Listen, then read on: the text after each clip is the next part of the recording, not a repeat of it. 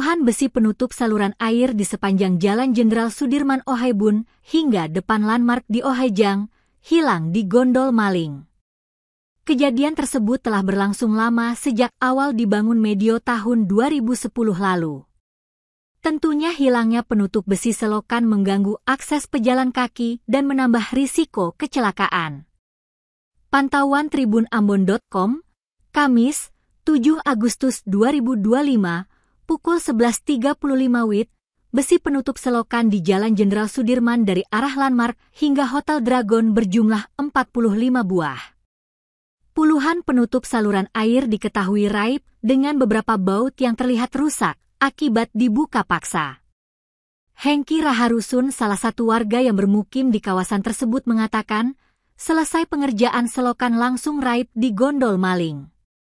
Menurutnya, semua yang kosong-kosong ini hilang dicuri, namun hingga kini tidak ada solusi untuk menggantinya. Kondisi ini diperparah dengan minimnya penerangan lampu jalan, sehingga berimbas ke keselamatan pejalan kaki.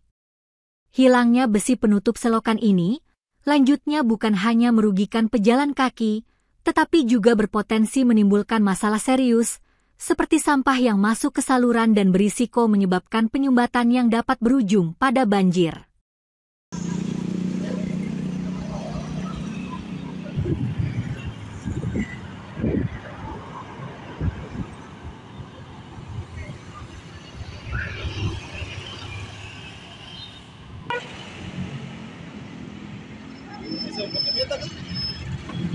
Om Budi, gimana?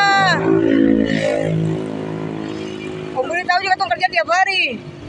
Di mana Om Bud?